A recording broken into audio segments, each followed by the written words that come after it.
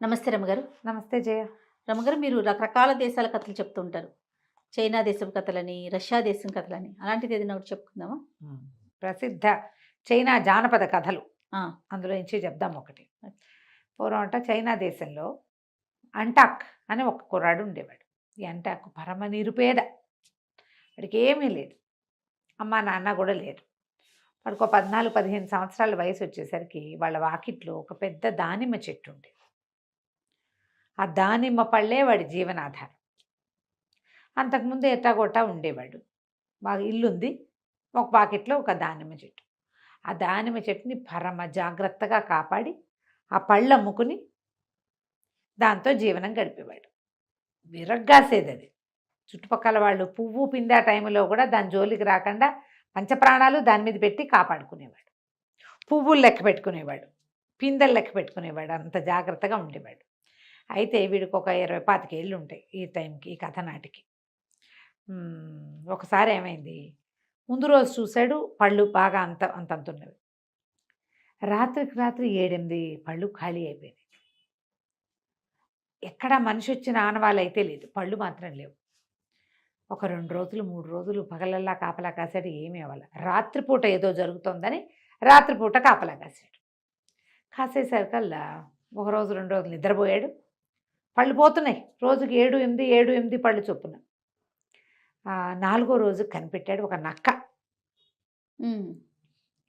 అది గోడ మీద నుంచి ఎగిరి పళ్ళు తెంపేసుకుంటోంది, తినేస్తుంది, పట్టుకుపోతుంది అక్కడి నుంచి. ఆ నక్కని పట్టుకున్నాడు. దాని తోక దొరికింది కానీ పారిపోయింది. 2వ రోజు ఏం చేశాడు, ఆ గోడ పక్కన తుమ్మ జిగురు పోసేసాడు. సాయంకాలం జిగురు బంక అంటారు కదా, అది పోసాడు. అది ఎగిరేటప్పుడు ఒక్క ఎగిరి గోడ మీద నుంచి చెట్టు మీదకి ఎగురుతుంది. మళ్ళీ అది గోడ దిగాలంటే గోడ కిందకే కాదు దూకాలి, అంతే కదా. అది ఇప్పుడు దూరం నుంచి ఒక్క ఎగిరి గోడ మీద ఎక్కుతోంది, కానీ దిగేటప్పుడు దూరం దూకదు, గోడ కిందకి దూకాలి. ఆ కింద పోసాడు. అదేం చేసింది, ఆ బంకలో దూకేసి పట్టేసుకున్నాడు. దొంగ మొహం, నా జీవనాధారం పాడు చేస్తావా, ఇన్ని రోజుల నుంచి తింటున్నావు, ఎన్ని తింటే నీ పొట్టకు సరిపోతుంది, నీ మొహం అండా అని నన్ను తిట్టేసరికి నక్కంది, వదిలే నన్ను వదిలిపెట్టు, పళ్ళు చాలా రుచిగా ఉన్నాయి, అందరి దొడ్లలోనూ పుల్లకాయలు, మీ ఇంట్లో ఈ దొడ్లోది ఒకటే, పెరట్లోది చక్కగా తీయగా ఉంది, అందుకే తినాలనిపించింది, అయినా నన్ను వదిలే, నీకు కావలసినంత డబ్బిస్తా. డబ్బేమిటి, నీకు రాజకుమార్తె నుంచి పెళ్లి చేయిస్తాను నేను అనేసరికి అంటాక ఆశ్చర్యపోయాడు. ఏమిటి నీ వల్ల అవుతుందా అన్నాడు. నా వల్ల అవ్వందే లేదండి, నా వల్ల అవ్వందే లేదు, ఏది కావాలంటే అది చేయిస్తా, కానీ నన్ను వదిలేసి రాజకుమార్తె నుంచి పెళ్లి చేయిస్తాను నీకు అనేసరికి సరే ఒట్టు వేయించుకున్నాడు. ఒట్టు ప్రమాణాలు అన్నీ చేయించుకున్నాడు. సరే అని వదిలిపెట్టాడు. అదేం చేసింది ఆ నక్క, వీడిని వదిలేసి దొరికిన మిగిలిన కింద తెంపేసిన దానిమ్మ పళ్ళన్నీ బొక్కేసి అప్పుడు పోయి రాజుగారింటికి వెళ్ళింది. నక్క ఎట్టా మాట్లాడుతున్నాను అడగండి, ఇది కథ. రాజుగారింటికి వెళ్ళి, ఏమండి మీ దగ్గర రత్నాలు అవి జల్లించే జల్లెళ్ళు ఉన్నాయట కదా, రత్నాలు జల్లించే జల్లెళ్ళు కావాలి, మా రాజుగారి దగ్గర బోళ్ళని రత్నాలు వైఢూర్యాలు ఉన్నాయి, జల్లెడు విరిగిపోయింది, ఇవ్వండి అంతే. రాజుగారు ఆశ్చర్యపోయారు. ఏ రాజుగారు అని అడిగాడు. అంటాక్ మహారాజు అండి అని చెప్పింది. అంటాక్ మహారాజు గారికి రత్నాలు జల్లించే జల్లెడ కావాలి. సరే ఆ జల్లెడిచ్చారు. జల్లెడి చేత్తో పుచ్చుకొని వచ్చేసింది. మర్నాడు ఏం చేసింది, దానికి అడవిలో అన్ని చోట్ల ఈ రత్నాలు అవి బాగు చేసే దుకాణాలు అవన్నీ తెలుసు దానికి. అన్ని చోట్లకి వెళ్ళి తోక అంటించి సన్న రజనంతా అంటించి తీసుకొచ్చింది. రత్నాలు అవి బాగు చేసేటప్పుడు ఇలా ఇది పెడతారా, రవ్వగా రాలుతాయి ముక్కలు. అక్కడ దీన్ని కూర్చు తోక పెడితే ఏమవుతుంది, తోకకు ఒక స్టాటిక్ కరెంట్ ఉంటుంది, ఇట్లా చిన్న నెరుసులు అంటుకుంటాయి. అవన్నీ పట్టుకొచ్చి ఈ జల్లెట్లో గాళ్ళు ఉంటాయి కదా, అక్కడ చోట చిట్టి ముక్కల్ని ఇరికించింది. వజ్రాలు వైఢూర్యాలు పచ్చలు కెంపులు నీలాలు బోళ్ళని రంగులు అన్నీ ఇరికించింది. అంటే అన్ని రంగుల రాళ్ళు అందులో జల్లించారనమాట. 3వ రోజున పట్టుకెళ్ళి జల్లెడిచ్చేసింది. ఆ రాజుగారికి బోళ్ళంత మంది కూతుళ్ళు ఉన్నారు. ఇదేదో అంటాక్కనే ఒక మహారాజు ఉన్నాడని, ఆయనకి జల్లెడ కావాలని ఒక నక్కొచ్చిందని తెలుసు వాళ్ళకి. రాజుగారు కూతుళ్ళు ఉండగానే ఈయన అది జల్లెడ పుచ్చుకొని తీసుకుపోయేసరికి ఈ నక్క అక్కడ పట్టుకెళ్ళింది. అది ఆ జల్లెడ ఇచ్చేసరికల్లా రాజుగారు ఏం చేశాడు, ఆ జల్లెడిని అటు ఇటు తిప్పి ఇట్లా నేలకేసి కొట్టాడు.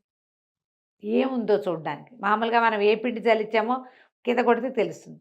జల జల రాలిపడ్డాయి అందులో ఇంచి. ఏమిటి? కెంపులు, రత్నాలు, నీలాలు, పచ్చలు. పచ్చలు, చిట్టి ముక్కలు. రాజకుమార్తె అలా రంగులు రంగులుగా పొడి పడేసరికి హే అని ఆ పొడంతా ఇట్లా ఇట్లా చేతులతో పట్టుకుని మెరుపులు చూసుకుంటున్నాడు. చూసుకుంటుంటే నక్కని అబ్బో మీకు ఇంత ఇష్టమని చెప్తే బస్తాల కొద్దీ తోలిచ్చేవాళ్ళంగా మరి మహారాజు గారికి చెప్పి అంటాక మహారాజు తోలిచ్చేవాడు మీకు. బస్తాల కొద్దీ ఇస్తారట. ఆహా. బస్తాల కొద్దీ ఇస్తాం కదా, వజ్ర వైడూర్యాలు. వజ్ర వైడూర్యాలు, రత్నాలు, మరకతాలు, మాణిక్యాలు ఓ. అనేసరికి రాజుగారికి ఏమనిపించింది, మహారాజుకి ఈ అంటాక్ ఎవడో ఓ పిల్ల నుంచి వాడికి పెళ్లి చేసి వాడిని అల్లుడిని చేసుకుంటే అవన్నీ మనకే అంతే అని చెప్పి, ఏమేనక్క మీ అంటాక మహారాజుకి వయసు ఎంత ఉంటుంది అంది. ఎంతేమిటండి ఓ 10 ఏళ్ళు ఉండవు అంతే అనేసరికి ఈయన కూతుళ్ళ కేసు చూసి ఆఖరి పిల్లకి ఒక 16-17 ఏళ్ళు ఉంది. ఆ పై పిల్లలకి ఇంకా పెళ్ళవల 2-3 ఉన్నారు. ఈ చిన్న పిల్లనిచ్చి పెళ్లి చేస్తే బాగుంటుంది. సరే ఆఖరి పిల్లనిచ్చి పెళ్లి చేస్తాను అనేసరికల్లా నువ్వు మధ్యలో మధ్యవర్తిత్వం చెయ్యి, మీ రాజుగారికి ఎట్లాగైనా మా పిల్లనిచ్చి పెళ్లి చేయాల్సిందేని అన్నాడు పెద్దరాజు. నక్కంది అట్లాగే అని చెప్పి పరిగెత్తుకుంటూ అంటాక దగ్గరికి వెళ్ళింది.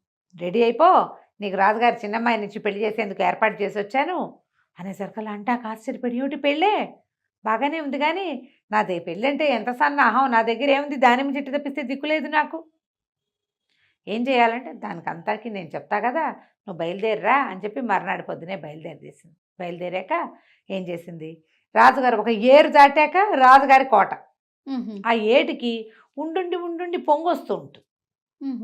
ఏరు పొంగుతుంది, పైనుంచి నీళ్ళు వస్తాయన్నమాట. అదే నువ్వు ఏట్లో దిగని మళ్ళోత నీళ్ళలో నుంచోబెట్టి ఇప్పుడే వస్తానని రాజుగారి దగ్గర పరిగెత్తుకుంటూ వెళ్ళి, అయ్యా మీరు పెళ్ళన్నారు, ఆమె ఆఖరి పిల్లని చేసుకోవడానికి అంటాక మహారాజు ఒప్పుకున్నాడు, బయలుదేరి తీశాను మీతో మాట్లాడతాడని నవరత్నాలు అవన్నీ బళ్ళకి ఎత్తిచ్చాడు బస్తాల కొద్దీను, మరి పెళ్ళికి సన్నాహం చేసుకున్నాడు.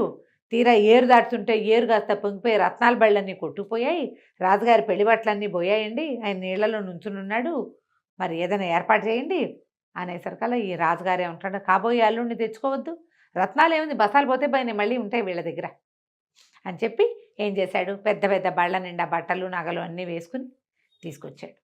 నీళ్లలో నుంచి అంటాకని బయటికి తెచ్చారు. చక్కగా పరివారం వచ్చి ఒళ్ళు తుడిచి మంచి బట్టలు తడిగి నగలు అవి ధరింపజేసి తీసుకుపోయారు. తీసుకెళ్ళాక సరే పెళ్లి చేసేశారు.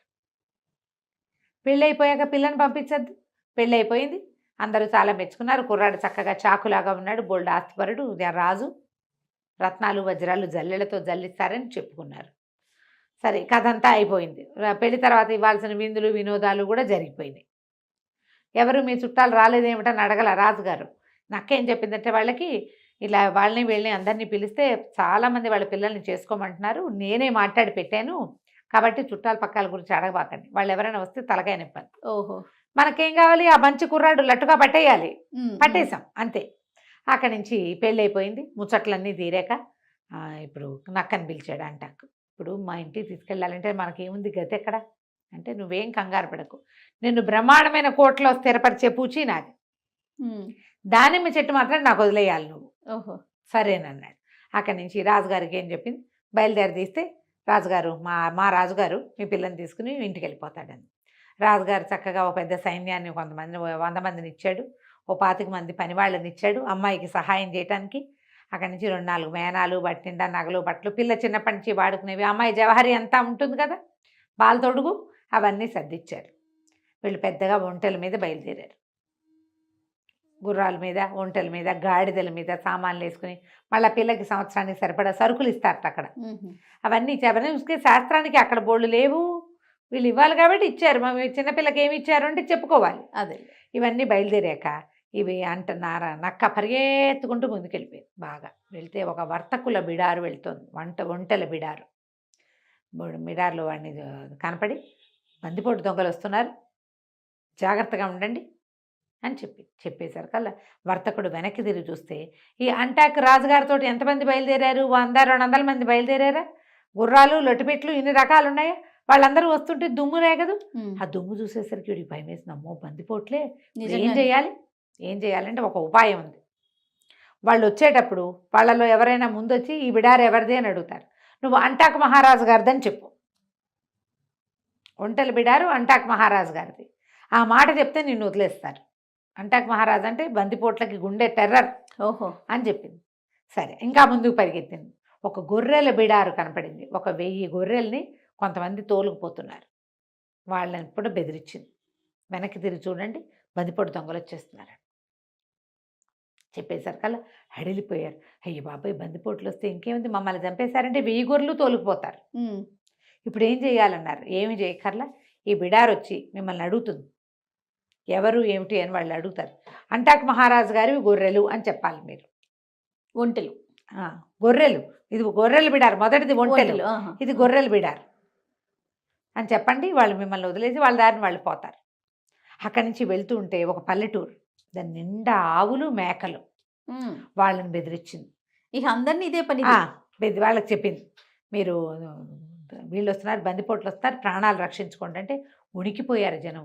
అయ్యో అయ్యో, ఆవులన్నీ చూలు మీద ఉన్నాయి, మేకలన్నీ చూలు మీద ఉన్నాయి, అందరూ పసిపిల్లలు, మేము ఉన్నది 30 మందివే, 30 కుటుంబాలు, ఎటా కాపాడుకోవాలి, గొడ్లు వదిలేస్తే ఇంకా మాకేమీ లేదు, మాకు ఇదే ఉందంటే మీరేం భయపడద్దు, వచ్చిన వాళ్ళకి ఇది అంటాక్ మహారాజుదని చెప్పండి. ఈ గ్రామం అంటాక్ మహారాజుకు సంబంధించింది. మీరల్లా ఏం చేయాలి, ఈ గొడ్లను రేపొద్దున మిమ్మల్ని రక్షించినందుకు అంటాక్ మహారాజుకి పాలు పెరుగు నెయ్యి ఇద్దరు కానీ, అంతే, అంతకంటే ఏం లేదు. సరేనని అన్నారు వాళ్ళు కూడా. అక్కడి నుంచి ముందుకెళ్తే ఇవన్నీ దాటి వెళ్ళాక ఒక పురాతనమైన కోట ఒకటి ఉంది. ఆ పురాతన కోటలో ఒక రాక్షసుడు ఉన్నాడు. అన్ని సమస్తమైన సదుపాయాలు ఉంటాయి. వాడు తన కోటకి దగ్గరలోకి సంచరించే మనుషుల్ని విరుచుకు తింటాడు, జంతువులు తింటాడు, మనుషుల తోలు సాధారణంగా రాడు. ఆ కోట దగ్గరికి ఎవరైనా వెళ్తే దొరికేస్తారు. ఈ నక్క పోయి వాడి దగ్గరికి వెళ్ళిపోయి ఏం చెప్పింది, పెద్దరాజు గారు 4 మంత్రవాదులను పిలిచాడు. వాళ్ళు బందిపోటు దొంగలతో కలిసి వస్తున్నారు, మధ్యదారంతా ఖాళీ చేసుకొచ్చేస్తారు, నీ దగ్గరికి వస్తారు, నిన్ను భూసైనం చేయించడానికే వస్తున్నారు వాళ్ళు అనేసరికి రాక్షసుడు తెల్లబోయాడు. అమ్మో, మంత్రవాదులే, చచ్చే భయం నాకు. మనుషులనైతే విరుచుకు తినేస్తాయి, ఎంతమంది వచ్చినా పర్వాలేదు, మంత్రవాదులంటే నాకు చాలా భయం. ఇప్పుడు ఏం చెయ్యాలి అన్నాడు. నేను నీకు సలహా చెప్తా, గాడిపోయి ఉంది కదా, పొయ్యిలో పడుకోను, కట్టెలు పరిచేస్తా, నువ్వు కనపడవు, వాళ్ళు వచ్చి చూస్తారు, ఇక్కడ నువ్వు లేవని వెళ్ళిపోతారు. నువ్వు కనపడితే నిన్ను భూసైనం చేయిస్తారు, భూస్థాపితం చేస్తారు. నువ్వు కనిపించకపోతే ఇంకేం చేస్తారు, ఏమీ చేయరు, నీ కోట సేఫ్గా ఉంటుంది. వాళ్ళు వచ్చి కోటలో పట్టుకుపోయేది ఉంటుంది. మంత్రవాదులకి ఇవన్నీ ఎందుకు, వాళ్ళు గాల్లోంచే పుట్టించుకుంటారు అన్నీ కూడా. బందిపోట్లు వాకిట్లో నుంచుంటారు, వాళ్ళకి సహాయం వచ్చేవాళ్ళు. 4 మంత్రవాదులు లోపలికి వస్తారు, నువ్వు కనపడవు అని చెప్తే రాక్షసుడు ఏం చేశాడు, సరేనని గాడిపోయి, పెద్ద గాడిపోయి ఉంది వాడికి, ఒక దున్నపోతం తెస్తే దున్నపోత మొత్తాన్ని వండుకుని తింటాడు వాడికి అది అలవాటు. ఓహో. పచ్చి తినే అలవాట్లేదు వాడికి. వాడు రోజు వారడి వంటకి చాలా పెద్ద గాడిపోయి, పెద్ద పెద్ద మూకుళ్ళు ఉన్నాయి. ఈ రాక్షసుడు పోయి అంత పెద్ద గాడిపోయిలోనూ పడుకున్నాడు. పడుకుంటే ఇదేం చేసింది, గాడిపోయి పైదాకా కట్టెలు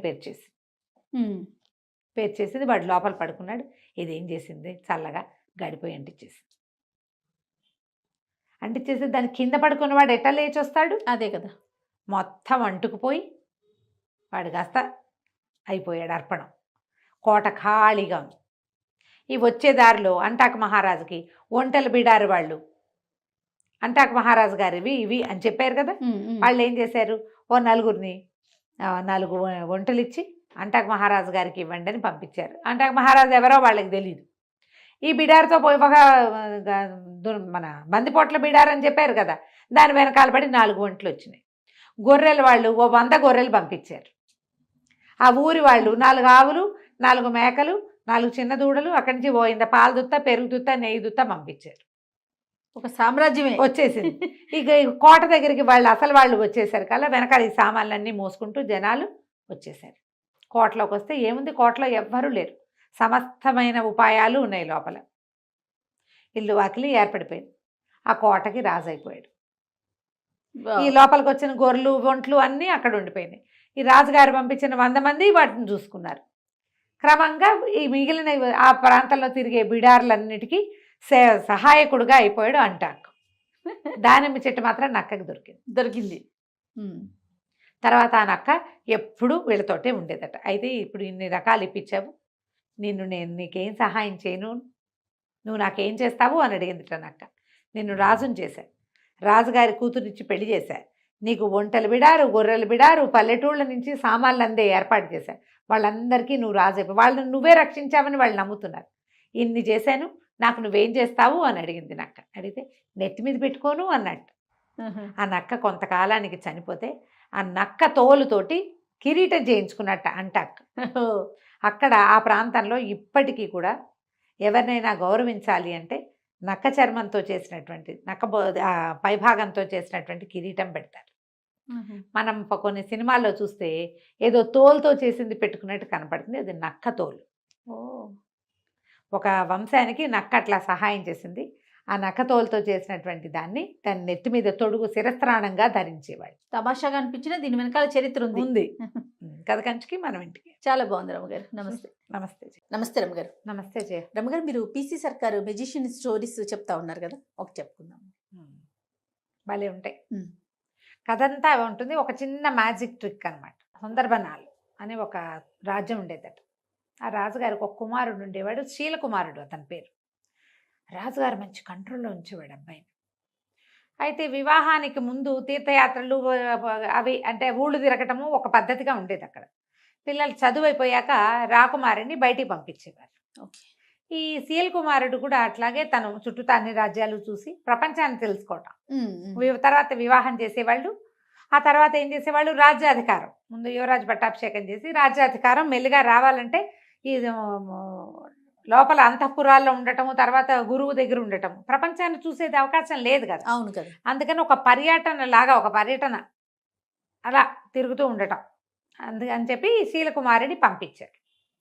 ఇతను ఈ సుందరబనాల నుంచి బయటికి వెళ్ళి తమకి కొంత దూరంలో ఉన్న ఒక కోసల రాజ్యానికి వెళ్ళాడు. రాజ్యం భలే అందమైందట. కోసల దేశానికి ఒక పెద్ద నగరం, అదేదో చెప్తారు దాని పేరు, జైపూర్ లాంటిది ఏదో, జైపురం. ఆ నగరమే దాని రాజధాని. జైపురం చాలా బాగుంటుందని అందరూ చెప్పగా విని ఈ శీలకుమారుడు ఆ జైపురానికి వెళ్తే సరే చాలా బాగుంది. ఆ వెళ్తూ ఉంటే ఒక పెద్ద పెద్ద తోటలు కనపడ్డాయి అతనికి. బయట నుంచి చూస్తేనే చాలా ఆకర్షణీయంగా ఉంది. అందులోకి వెళ్ళబోయాడు.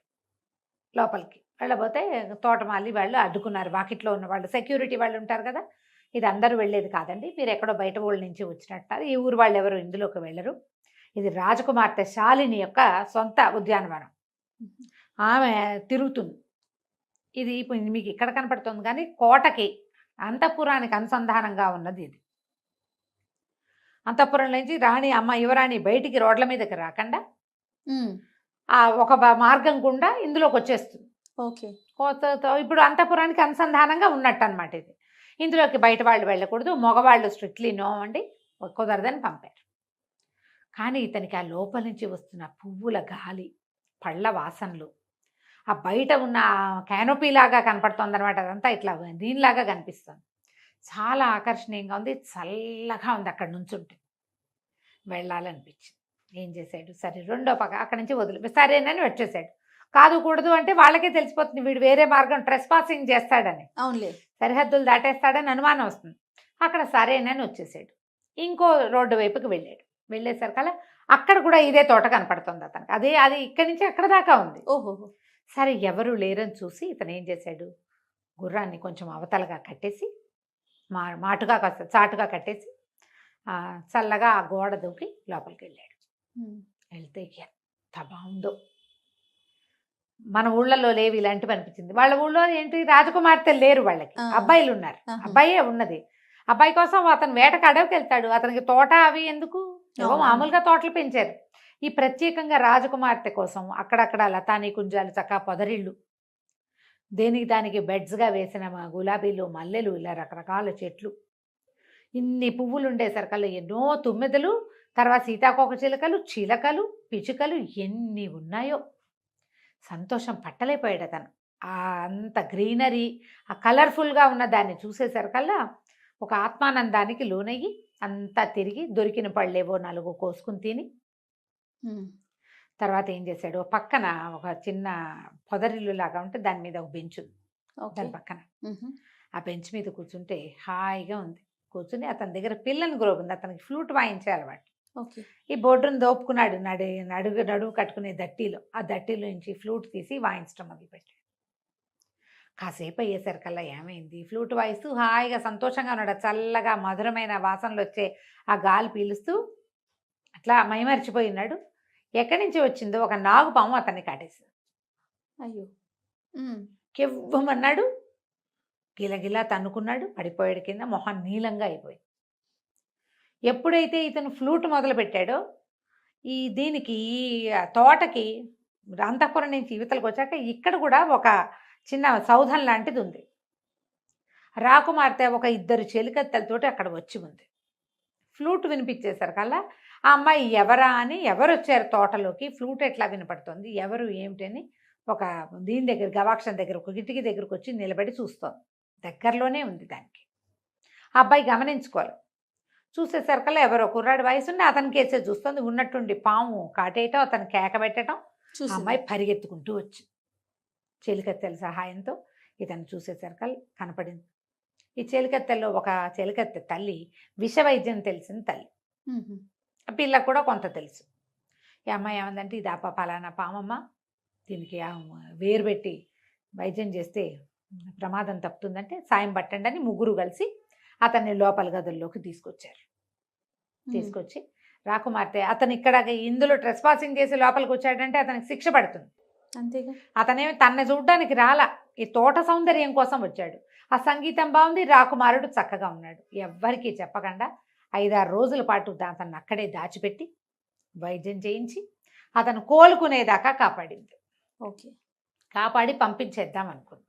కాస్త కోలుకునేసరికల్లా తన ఫ్లూట్ వాయించడము, కబుర్లు, మాటల్లో మెల్లిగా మనసు ఇచ్చిపుచ్చుకున్నారు వీళ్ళు. కోలుకున్న తర్వాత ఇతను, నేను బయలుదేరి చాలా కాలం అయింది, ఇంటికి వెళ్ళిపోతాను అని చెప్పి, నాకు కూడా వివాహ ప్రయత్నాలు చేస్తున్నారు అని తెలుసుకున్నాడు. ఆ అమ్మాయికి నాకు కూడా వివాహ ప్రయత్నం చేస్తున్నారు, ఎట్లాగో ఉత్తరాలు రాస్తారు, మీ దగ్గర నుంచి ఫోటోలు వస్తాయి, నేను నిన్నే సెలెక్ట్ చేసుకుంటా, మన ఇద్దరం పెళ్లి చేసుకుందామని ఆ అమ్మాయికి మాట ఇచ్చి ఇంటికి వచ్చేసాడు. ఇంటికి వచ్చి కొద్ది రోజులు గడిచినాక ఇతను ఈ శాలిని చేసుకుంటా అని చెప్పి గనక చెప్పాడో నాన్నకి, నాన్న తిరగబడిపోతాడు. వాళ్ళ నాన్న ఈ పిల్లాడిని, కుర్రవాడిని అతనే ఉద్దేశం చెప్పేలాగా కానీ, అతని అభిప్రాయానికి విలువిచ్చేలాగా కానీ, చాయిస్ అతనికే వదిలేయటం కానీ చేయడు ఆయన. ఓహో. చాలా గట్టివాడు తండ్రి. అతను ఆ పద్ధతిలో లేడు ఆయన. ఇప్పుడు ఏం చేయాలని ఆలోచిస్తుంటే రకరకాల పెళ్లి సంబంధాలు వచ్చినాయి. శాలిని ఫోటో కూడా ఉంది అందులో. ఓకే. ఆ చిత్తరువు కూడా ఉంది. అన్నీ చూసిన తర్వాత ఇతను శాలిని ఉంది చెప్దామనుకున్నాడు. తండ్రి, మంత్రి గారు, రాజగురువు ముగ్గురు కలిసి స్క్రూటినీ చేసి వాటిని ఏం చేస్తారు, అన్నీ చూసి ఈ అమ్మాయి తండ్రి ఎంతమంది ఫైనలైజ్ చేస్తారు కదా, ఇవన్నీ చూసేసి చివరికి 3 సంబంధాలు తేల్చారు. ఆ 3 శాలిని లేదు. ఏం చేయాలో తెలియలా, దిగులుగా అయిపోయాడు. వెళ్ళొచ్చిన దగ్గర నుంచి అతని ధోరణి మారిందని, ఇప్పుడు ఈ పెళ్లి సంబంధాలు చూడటం మొదలుపెట్టాక ఇంకా మొహం వేళ్లాడేసి ఉంటున్నాడని కనిపెట్టాడు మంత్రి గారి కుమారుడైన దేవదత్తుడు. ఓకే. ఏమిటో ఇలా డల్గా ఉన్నావు ఏమిటి అని ప్రశ్నించేసరికి ఇంకెవ్వరికి చెప్పలేక ఈ శీల్ కుమారుడు ఏం చేశాడంటే దేవదత్తుడికి చెప్పాడు ఈ సంగతి. నేనేం చేయను, నేనేమో అమ్మాయికి మాటిచ్చి వచ్చాను, తను నచ్చింది నాకు, నా ప్రాణం కాపాడింది, అమ్మాయి చాలా బాగుంది, రాజ్యము వాళ్ళ ఏర్పాట్లు మరీ బాగున్నాయి, మా నాన్నగారేమో తేల్చిన సంబంధాల్లో శాలిని లేదు. అక్కడికి రాజగురువు మంత్రి గారు అబ్బాయిని అడగండి అంటే, ఏం పర్వాలేదు, నేనే సెలెక్ట్ చేస్తే మా అబ్బాయి అది చేసుకుంటాడని మొదలుపెట్టాడు ఆయన. అబ్బాయి నేను చేసుకోనని అనలేడు, అందరి ముందు పరుగు పోతుంది తండ్రిది. ఏం చేయాలో తెలియట్లేదు అంటే దేవదత్తుడు అన్నాడు, దానికే ఉంది, మనకి ఓ మంత్రవాది ఒక ఆయన ఉన్నాడు, అంటే ఇంద్రజాలికుడు, అదే మంత్రవాది అని అనకూడదు, ఇంద్రజాలం చేస్తాడు, ఆయన పేరు ఏదో భయంకర లాంటిది పేరు, ఆయనతోటి మాట్లాడదాము, ఏదైనా సలహా చెప్తాడని అక్కడికి వెళ్ళి, రాకుమారుడు ఇట్లా ఒక అమ్మాయిని ప్రేమించాడు, రాజకుమార్తెనే, కానీ తండ్రి గారు సెలెక్ట్ చేసిన సంబంధాల్లో ఆ సంబంధం లేదు, ఏం చెయ్యాలి అంటే అతను అన్నాడు, సరే నేను చెప్తాను లేవు ఉపాయం, చూద్దామన్నాడు. చూద్దామన్న తర్వాత సరే మంత్రి గారు వీళ్ళంతా సంబంధాలు తీస్తున్నారుగా, ఈ 3 సంబంధాలు ఈ అబ్బాయికి చూపించారు. ఆ అబ్బాయి నేను తేల్చుకోలేకపోతున్నానని చెప్పాడు. తేల్చుకోలేకపోతున్నాను అనేసరికల్లా సరే ఈ 3 తేల్చుకోకపోతే అవన్నీ చూడని మొత్తం పటాలన్నీ పెట్టారు. మాట్లాడపోతే అప్పుడు ఇంద్రజాలికుడు కూడా వచ్చాడు, వాళ్ళు 4 మాట్లాడుకునే చోటు. అట్లా కాదు, ఇప్పుడు రాజకుమారుడికి కంటికి నచ్చడం కాదు, మనసుకి నచ్చాలి. అంతేగా. హృదయ ఫలకం మీద ఎవరి పేరుందో ఆ పిల్లని చేస్తే అతను సంతోషంగా ఉంటాడు, మన రాజ్యానికి అద్భుతమైన వారసులు కలుగుతారు, సంతోషం వల్ల రాజ్యం బాగుంటుంది అనేసరికల్లా మంత్రి గారు పక్కపక్కన హృదయ ఫలకాన్ని ఎవరు చూస్తారండి అన్నాడు. ఎందుకు హృదయ ఫలకాన్ని చూసేందుకు అవకాశం ఉందండి, మన దగ్గర బ్రహ్మాండమైన విద్య ఒకటి ఉంది, మీరు ఓ పని చేయండి, ఈ వచ్చిన రాజకుమార్తెల పేర్లన్నీ లిస్ట్ అవుట్ చేసి ఒక కాగితం మీద రాయండి, రాజకుమారుడు మనసుకి ఏ సంబంధం నచ్చిందో ఆ అమ్మాయి పేరుని ఆయన హృదయ ఫలకం మీద వచ్చేలాగా నేను చేస్తాను బాగుందిగా అని చెప్పాడు మన ఈయన ఐంద్రజాలికుడు. కొంచెం బాగా ఆలోచించారు. ఈయన చెప్తున్నాడు కదా, ఆయన కొంచెం గట్టిగా పేరెన్నిక కన్నవాడు, ఏదైనా తమాషా మ్యాజిక్లు బాగా చేయగలిగేవాడు, ఒక్కోసారి పెద్ద పెద్ద విషయాల్లో కూడా ఆయన సలహా పాటించారు వీళ్ళు. అందుకని ఈ లోపల మంత్రి కుమారుడు దేవదత్తుడు అన్నాడు, ఇది చేసి తీరాలి ఇట్లాగే, అప్పుడే కదా ఇతనికి ఎవరు నచ్చారో మనకు తెలుస్తుంది అని అతను బలపరిచేశారు. కల్లా కుమారుడి మాట విన్న మంత్రి గారు కూడా మరి పిల్లలు కోరుకుంటారు, అది రాజకుమారుడి మాట కూడా ఇదే అయి ఉంటుంది అని ఆలోచించి సరే ఒప్పుకున్నాడు. ఒప్పుకున్నాక ఇతను ఐంద్రజాలికుడు అన్నాడు, ఈ ట్రిక్ ఇది నేను ఈ మంత్రం అందరి ముందు చేస్తా, మనం సభలో చేసి చూద్దాం కావాలంటే, రాజుగారు తిరిగిపోకుండా అనమాట. ఓకే, ఆ సంబంధం మనం వద్దనుకున్నామని ఆయన అంటాడేమోనని సభలో చేద్దామన్నారు. సరే రేపొద్దున ఆ పరీక్ష హృదయ ఫలకాన్ని సందర్శనం, మర్నాడు పొద్దున రాజకుమారుడు వచ్చి కూర్చున్నాడు. ఓకే, సభలో లిస్ట్ అవుట్ చేశారు, ఒక 15 సంబంధాలు రాశారు, పేర్లు అందరు యువరాణుల పేర్లు రాశారు. రాశాక ఏం చేశాడు ఈయన, బోల్డ్ అని మంత్రాలు చదివి రాజకుమారుడి చుట్టూతా ఇట్లా చేసి దిష్టి తీసినట్టు దాన్ని అంటించేశాడు. ఓకే, ఆ కాగితాన్ని అంటించేశాడు. కాగితం అంటించి దాన్ని ఒక పళ్ళెంలో వేసాడు. వేస్తే కాగితం అంటుకుపోయి మొత్తం కాలి బూడిదొచ్చింది. అంతేగా మసి వస్తుంది, మసి కాలిపోతుంది. కాగితం అంటుకుంటే ఎలా అవుతుంది, నల్లటి వస్తుంది కదా. సరే ఇతను ఏం చేశాడు, రాజకుమార మీ చొక్కా విప్పండి అని చెప్పి అతను షర్ట్ విప్పించారు. చొక్కా విప్పిన తర్వాత ఈ మసి తీసి రాజకుమారుడి గుండెల మీద ఇట్లా ఇట్లా ఇట్లా ఇట్లా రుద్దాడు. రుద్దంగానే ఒక పేరు ప్రత్యక్షమైంది అక్కడ, శాలిని అనుంది. అని ఆశ్చర్యపోయారు ప్రజలంతా. ఎట్లా వచ్చింది అంటే ఈయన మనసులో అంత గాఢంగా అమ్మాయి నచ్చింది, అది హృదయ ఫలకం మీద కనపడింది కదా, ఇంకేముంది శాలినితోటే పెళ్ళి అన్నారు. అక్కడి నుంచి కాకోసల రాజ్యానికి కబురు చేశారు, మీ అమ్మాయిని మా అబ్బాయికి చేసుకుంటామన్నారు. వివాహం అయిపోయింది, వీళ్ళంతా అక్కడికి తరలి వెళ్ళారు. తోటలోనే పెళ్ళి అడిగాడు రాజకుమారుడు, ఆ తోటలో బ్రహ్మాండంగా విందు చేశారు, అన్నీ హాయిగా అయిపోయింది. శాలినికి అక్కడ తోటలో విహరించడం అలవాటు కాబట్టి ఇక్కడ కూడా అలాంటి తోట నిర్మించడానికి అక్కడి నుంచే శిల్పులు తోటమాళ్ళు అందరినీ తీసుకెళ్తానని చెప్పాడు. బాగుంది. ఇంటికి వచ్చారు, సుందరవనానికి తిరిగి వచ్చేసారు. వచ్చిన తర్వాత ఆ రోజు రాత్రి పునఃసమాగమం అని గదిలోకి పంపించారు. ఈయన ఏం చేశాడంటే ఒక చక్కటి సబ్బు గిఫ్ట్ చేశాట రాకుమార్తెకి. రాజకుమారుడు శీలకుమారుడు శాలినికి ఇచ్చాడు. ఇచ్చేసరికి శాలిని ఏమిటి ఇంతకంటే గొప్ప బహుమతి దొరకలేదంటే, ఎందుకు ఈ బహుమతి దీనివల్లే నువ్వు నాకు దక్కేవు, లేకపోతే నువ్వు దక్కేదానివి కాదు, నేను మా నాన్నగారి మాట కాదనలేక చేసుకునేవాడిని అని చెప్పాడు. ఏం చేశారట, సబ్బు నానబెట్టి సబ్బుతోటి అతని గుండెల మీద శాలిని అని రాశారు. ఆల్రెడీ అది ఆరిపోయింది, ఆరిపోయి ఉండిపోయింది ఒంటి మీద. కడిగితే కదా పోయేది సబ్బు, ఈ మసి పూసేసరికల్లా అంటుకున్న సబ్బు మీద మసి అంటుకుని శాలిని అని కనపడింది. హృదయ ఫలకం దాని మీద రాసినట్టు కనిపించింది. ట్రిక్ చూడు, మ్యాజిక్ ట్రిక్, సూపర్. మనం ఏదైనా ఒక అక్షరాలు ప్రత్యక్షం లాగా చేయాలంటే ఇప్పుడు మన వాళ్ళు ఏం చేస్తున్నారు, రాసేసుకుంటారు పేరు దాని మీద, ఈ మన సెలోఫెన్ టేప్ తీసి ఇస్తే సరిపోతుంది. అవును, ఇప్పుడు కొత్త ట్రిక్కులు వచ్చాయి కదా, పాతకాలపు ట్రిక్. దీంతో ఈ రాజకుమారుడు రాకుమార్తెని పెళ్లి చేసుకున్నాడు. కథ కంచికి మనం ఇంటికి. బాగుందండి. నమస్తే రమగారు. నమస్తే రమగారు. నమస్తే జయ. రమగారు, ఇది నా కష్టార్జితం, చాలా కష్టపడి సంపాదించాను, నా కష్టార్జితం ఎటు పోదు అని కొంతమంది, ఇంత కష్టపడి సంపాదించానే నా కష్టార్జితమే పోయింది అని చాలా బాధపడేవారు కొంతమంది కదా.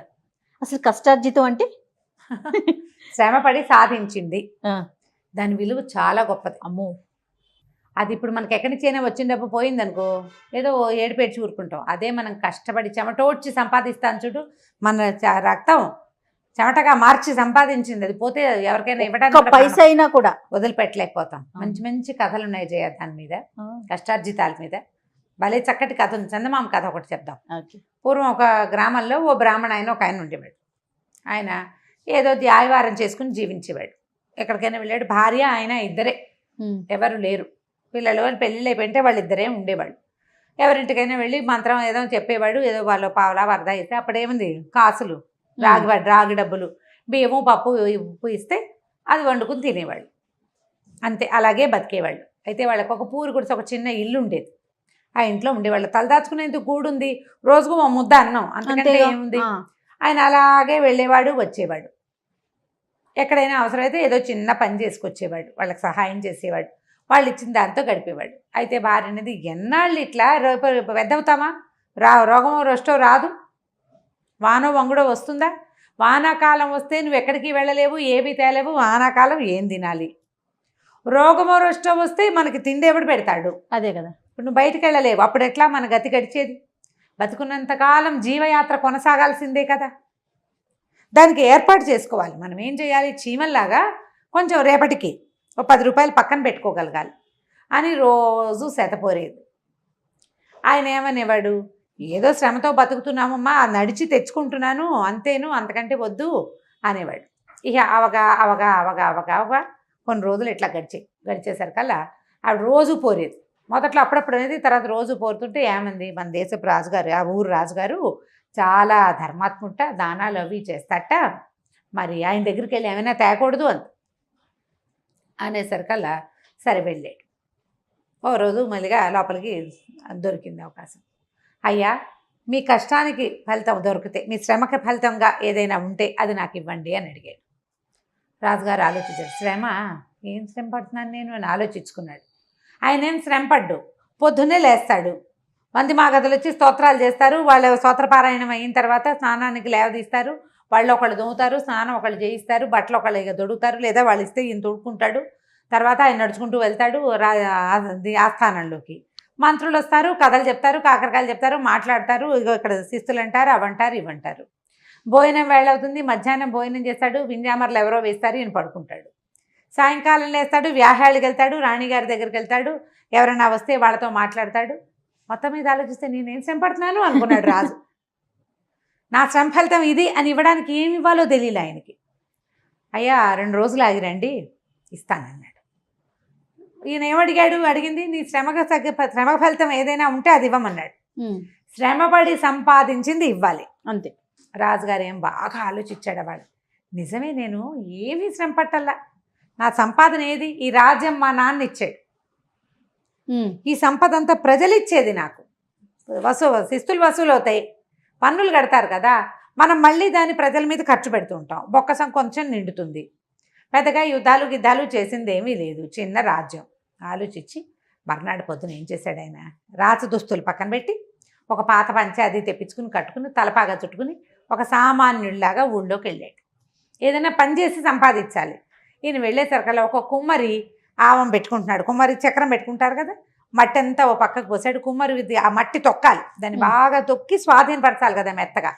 అక్కడి నుంచి అక్కడికి వెళ్ళి ఉంచున్నాడు. ఆయన ఎవరండి అని అడిగాడు. బాబు ఏదైనా పని ఇస్తారా అన్నాడు. పని లేదు, నాకు పని కావాలనేసరికల్లా ఏమన్నాడు, ఎప్పుడైనా అలవాటు ఉందా తొక్కేవా మట్టి అంటే? తొక్కలేదండి ఎప్పుడు అన్నాడు. సరే నీకు చేత వచ్చినట్టు తొక్కు, ఇదిగో ఈ మట్టి తయారు చేశా కదా, అందులోకి దిగు, ఆ బురదలోకి, అది తొక్కు. తర్వాత నేను ఒక కుండలు చేసుకునే సమయానికి మట్టి తీసుకుంటాను, నేను లోపల మిగిలిన ఏర్పాట్లు చేసుకుంటాను అన్నాడు. ఈ రాజుగారు పోయి ఆ బురదలో దిగాడు. పంచెక్కట్టుకున్నాడు. బురదలో దిగితే ఏనాడైనా పని చేస్తేనా అది ఎట్లా ఇట్లా ఇట్లా ఇట్లా ఇట్లా తొక్కుతూ ఉండాలి. ఈ తొక్కుడు ఇక్కడ అయిన తర్వాత ఇంకో అడిగేసి తొక్కాలి. విసురుగా తొక్కితే ఢామని పడతారు, అంతేగా. ఆవన్లో మట్టి తొక్కే చోట విసురుగా తొక్కకూడదు. ఒక్క చోటే ఒక కాలు కింద పెట్టి ఒక కాలు పైకి పెట్టి అట్లా. ఆ టెక్నిక్ తెలియాలి, చేత కావాలి. పైగా బలం పెట్టి తొక్కటం, అది ఎంత తొక్కితే అంత నున్నగా వస్తుంది మట్టి. సాయంత్రం 4 రూకలు ఇస్తానని చెప్పాడు ఆయన, ఆ కుమ్మరాయన. మధ్యాహ్నం 3 గంటలైంది. రాజు అలసిపోయాడు, చెమటలు కారిపోతున్నాయి, కాళ్ళు పీకేస్తున్నాయి, ఆకలి వేసేస్తోంది, తలకాయ తిరిగిపోతోంది, మరి డబ్బులు కావాలి. సరే 3-4 అయ్యేసరికి ఆయన అన్నాడు, ఆ తొక్కించాలే రానాయన బయటికి అని. ఏనాడైనా పని చేసిన మొహమైనా నీది, ఏం పని చేసావు, ఇలా చేతకాని పనులకు దిక్కకూడదు, ఒప్పుకున్నాను కాబట్టి 4 రూపాయలు ఇస్తున్నాను, ఇదిగో ఏదో తింటావని అని చేతిలో పెట్టాడు. రాజుగారు హట్టాకట్టాగా పుష్టిగానే ఉన్నాడు. ఆయన కట్టుకున్న పాతగుడ్డల వల్ల ఆయన బీదవాడిగా కనిపిస్తున్నాడు అంతే. సరే ఆ 4 రూపాయలు చేత్తో పుచ్చుకున్నాడు. ఏం చేశాడు ఈయన, బాగుందనుకుని వెళ్ళి హంసతోలిక తలపం మీద పడుకున్నాడు. ఆ పూట కాళ్ళు పిసికించుకుని కాస్త కాళ్ళకి రెస్ట్ ఇచ్చి మర్నాడు పొద్దున్న తెచ్చాడు రెడీగా. బ్రాహ్మణ ఆయన మళ్ళీ వచ్చాడు. ఈ బ్రాహ్మణ ఆయన భార్య ఏమనుకుంది, రాజుగారు ఎల్లుండి ఇస్తానన్నాడంటే బళ్ళ మీద భోగభాగ్యాలు ఎత్తించి పంపిస్తాడనుకుని ఆవిడ సిద్ధంగా కూర్చుంది. ఈయన వచ్చాడు. ఈయన ఏమన్నాడు, రాజుగారు బ్రాహ్మడికి చెప్పాడు, అయ్యా నా శ్రమ ఫలితం ఇదిగోండి అని 4 రూకలు ఎత్తి ఆయన చేతిలో పెట్టాడు. ఆయన మహాప్రసాదం అని బ్రాహ్మణ ఆయన పుచ్చుకొచ్చాడు. ఆయన ఏమి ఎక్స్పెక్ట్ చేయట్లా, పుచ్చుకొచ్చాడు. పుచ్చుకురాగానే ఈయన చేతిలో ఊగించుకుంటూ వచ్చాడు. రొంటిని పెట్టుకున్నాడు. అవి ఊగించుకుంటూ వచ్చేసరికి ఆవిడకి అర్థం కాలే, ఏమంటే రాజుగారు ఏమైనా బండి అవి పంపిస్తుంటే బండి ఏమిటి, ఇదిగో ఈ 4 రూకలని ఇచ్చాడు అనేసరికి ఆవిడ గుండు మండిపోయింది. కాశీకి వెళ్ళి కొంగరెక్క తెచ్చినట్టు రాజుగారి దగ్గరికి వెళ్ళి 4 రూకలు తెచ్చావా, అవి 3 రూకలు పోపో అని తిట్టి మొగుడిని, మనకున్న యాయవారమే చాలు, ఈ రూకలు అక్కర్లే ఏం అక్కర్లేదని ఆ పక్కన పెరట్లో వాళ్ళకి వెనకాల చిన్న పెరడు ఉంది కదా పూరింటికి విసిరేసింది. ఆయన మళ్ళీ యథాప్రకారం చెంపుచ్చుకుని యాయవారానికి వెళ్ళిపోయాడు. అయితే కొద్ది రోజులకి ఒక 4 చిన్న చిన్న మొక్కలు మొలిచినాయి వాళ్ళ వెనకాల పెరట్లో. ఏదో చిత్రమైన మొక్క, వాటిని పెరగనిచ్చారు. అవి కొంచెం అంత పెద్దవి వేసారు కల్లా విచిత్రంగా అంతంత కాయలు కాసినాయి. ఏమిటో ఈ చెట్టు ఏనాడు చూడలేదు, ఈ కాయలు ఏనాడు చూడలేదు. ఏం కాయ చూద్దామని ఆ కాయ కొంచెం పక్వానికి రాగానే కోస్తే దాని నిండా ముత్యాలు ఉన్నాయి. ఇదేమిటి ఇట్లా ఉన్నాయి అని చూసి అన్ని కాయలు కోసారు. కాయలన్నీ కోయగానే కాయలన్నిట్లలోనూ ముత్యాలే ఉన్నాయి. ఈయనేమిటి, ఈ గింజ ఏమిటి అసలు, అది ముత్యాలు అనుకోలే వాళ్ళు, ఇదేమిటి ఇట్లా మెరుస్తున్నాయి ముత్యాల్లాగా ఉన్నాయి అనుకున్నారు. ఆ ముత్యాలు పట్టుకెళ్ళి ఆ ఊళ్ళో ఉన్న ఒక వ్యాపారస్తుడు చూపించారు. మేలి రకం ముత్యాలు ఇవి అని చెప్పాడు. నాకు ఇవ్వండి తీసుకుంటానన్నాడు. ఈయన ఇంటికి వచ్చేసరికి కాయలన్నీ కోసేసాడా, మళ్ళీ చెట్లు కొత్తగా పూత పూసినాయి. ప్రతి 10 రోజులకి కాయలు కాసేవి ఆ చెట్లు, ఆ 4 చెట్లు. కాయలు వలిస్తే ముత్యాలు వస్తాయి. బా, ఈ ముత్యాలు పట్టుకెళ్ళి అక్కడ అమ్ముకుని మెల్లిగా వీళ్ళు ధనవంతులు అయ్యారు. అయితే ఇట్లా కొంచెం రోజులు గడిచేసరికి ఎవరింట్లోనో ఒక చెట్టుకి ముత్యాలు కాస్తున్నాయని తెలుసుకుని రాజుగారు మంత్రి గారు వాటిని చూడబోయారు. ఏమిటి ఆ వింత అని. ఇప్పుడు బ్రాహ్మడు ఆయన భూమిలో దొరికినాయి అనుకో, వాళ్ళ ఇంట్లో దొరికితే రాజుగారి పరం అవుతుంది. వాళ్ళ చెట్టుకు కాసింది రాజుగారి పరం అవ్వదు కదా, వాళ్ళ పరమే అవుతుంది. అప్పుడు రాజుగారు మంత్రి గారు ఇద్దరు వచ్చారు. వచ్చి ఏమిటండి మీ ఇంట్లో ఏదో చెట్టుకి ముత్యాలు కాస్తాడో చూడడానికి రాజుగారు వస్తాను మంది వార్బలం అంతా వచ్చారు. రాజుగారు వచ్చేసరికల్లా ఆ బ్రాహ్మణ రాజుకు నమస్కారం చేసి ఆశీర్వాదం చేశాడు. రాజుకి గౌరవించి నమస్కారం చేశాడు. రాజును ఆశీర్వదించాలి బ్రాహ్మణ. మీరు ఒక 4 రూకలు ఇచ్చారు నాకు, ఆ 4 రూకల్ని బయట దొడ్లోకి విసిరేసింది మా ఆవిడ. ఆ రూకల్లోంచే మొలిచిన ఈ మొక్కలు, ఎక్కడ రూకలు విసిరిందో అక్కడే వచ్చినాయి, వాటికి ఈ కాయలు కాస్తున్నాయని చూపించారు. అప్పుడు రాజు ఆశ్చర్యపోయాడు. శ్రమ ఫలితం ఇది. అది ఒక వ్యక్తి శ్రమ పడితే దానికి ఇట్లాంటి అద్భుతమైన ఫలితం వస్తుంది. అందుకని ఆయన ఏం చేశాడట, ఆ రోజు నుంచి ప్రతి వాళ్ళు శ్రమించి పని చేయాలని. మంత్రి గారు వచ్చి ఇక్కడ ఆఫీస్లో కూర్చుంటాను కదా, రోజు మొక్కలకు గొప్పలు తవ్వటం ఏదో ఒక పని చేయాలి. శారీరక శ్రమ ఉన్న పని ప్రతివాడు చేయవలసిందేనని చాటింపేసేట. దానివల్ల అందరికీ ముత్యాలు రాలా, ఆరోగ్యాలు వచ్చినాయి.